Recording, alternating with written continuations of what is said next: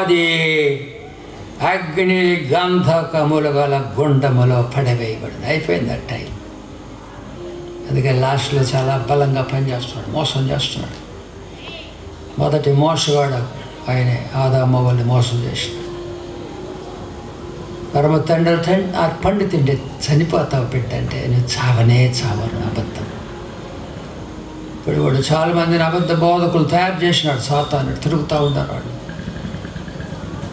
కాబట్టి భయంకరమైన దినాల్లో ఆయన మన దగ్గరికి వచ్చాడు. కొద్దిమంది అంగీకరించినారు. ఆయన స్వకీయులను అంగీకరించిన బిడ్డలు అవుతారు. బిడ్డలైతే నేను చెప్తా ఉంటాను, బిడ్డలకి పోలికలు ఉండాలి. బిడ్డలకి పోలిక. పరలోకం మా తండ్రిని మన బాప్టిస్ట్ పాలన చేస్తాం. తండ్రి ఆయన, మన బిడ్డలు రెండే పోలికలు. ఒకటిది పరిశుద్ధత, రెండోది ప్రేమ. రెండు లేకపోతే నువ్వు దేవుని బిడ్డలు కాదు. మొక్కట్లు ఉండాలి కదా, అమ్మ మొక్కట్లు, నాయన మొక్కట్లు. యేసు ప్రభు తండ్రి, మనకు కూడా తండ్రి, పరమ తండ్రి ఆయన.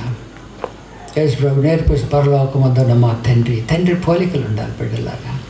పోలికలు లేదంటే నీకు సంబంధం, నీకు ఆయనకి సంబంధం లేదు. ప్రభుని చేర్చుకుంటే ఆయన తన స్వరూపానికి మారుస్తాడు. మన పరలోకాన్ని వెళ్ళట స్వరూపంగా మార్చబడాలా. మొట్టమొదటి దేవుడు మన స్వరూపం ముందు చేద్దాం, మళ్ళీ వాళ్ళ స్వరూపం రావాలి మనకి. ప్రభు సహవాసాలు ఉండాలి. బాప్తిసం పొందారా, పరిశుద్ధాత్మ పొందాలా, అపోస్తుల బోధ, సహవాసం, రొట్టె ప్రార్థన. మంచి మాట ఉంది. అది అయిన తర్వాత ప్రతివానికి భయము కలిగెను. భయం లేదు మనకి, ప్రతివానికి భయం. అది దేవుని బిడ్డలకు, తండ్రికి భయపడాలా. దావీదు రాస్తాడు, వారి కన్నుల ఎదుట దేవుని భయం బొత్తుగా లేదు. ప్రస్తుతం సంఘం యొక్క ఆత్మీయ స్థితి, దేవుని భయం లేదు. ఆయన పరిశుద్ధుడు ఆయన, మన తండ్రి ఆయన. పరిశుద్ధంగా ఉండాలి. ఆయన పోలిక ప్రేమ కలిగి ఉండాలి. ప్రేమ దీర్ఘకాలము సహించును, దయ చూపించను, మత్సరపడదు. ప్రేమ డంబముగా ప్రవర్తింపు, దుప్పొంగదు, స్వప్రయోజన విచారించ, త్వరగా కోపపడదు. అన్నిటినీ తాడుకోను. ఎంత ఇష్టమో మాట. అన్నిటినీ తాడుకోవాలంట ప్రేమ అంటే. అది ప్రభు శక్తి ఇస్తాడు. మనం ఉండలేమండి, ఇవన్నీ చెప్తారు కానీ ఉండలేము. కానీ చెప్పిన ప్రభువు చేసే శక్తి ఇస్తాడు. అది నా యొక్క ప్రత్యక్షత, మర్మము. ఆయన చేయమని చెప్పినప్పుడు చేసే శక్తి ఇస్తాడు ఆయన. అన్నాడు పౌలు, నన్ను బలపరచు అని ఎందు నేను సమస్తము చేయగలను అన్నాడు. పౌలు కూడా బలహీనుడు, దోషకుడు, హింసకుడు, హానికరుడు, మార్చేశాడు.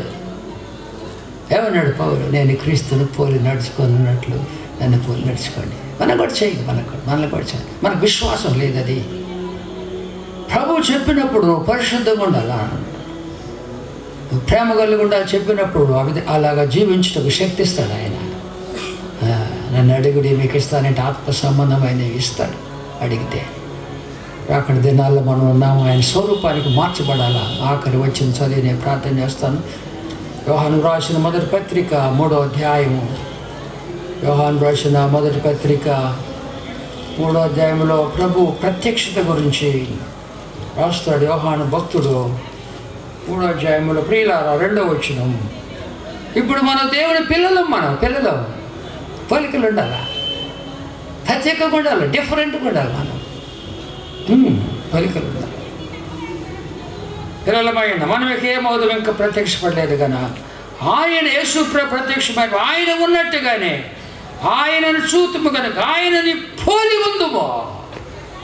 He must resemble Jesus Christ.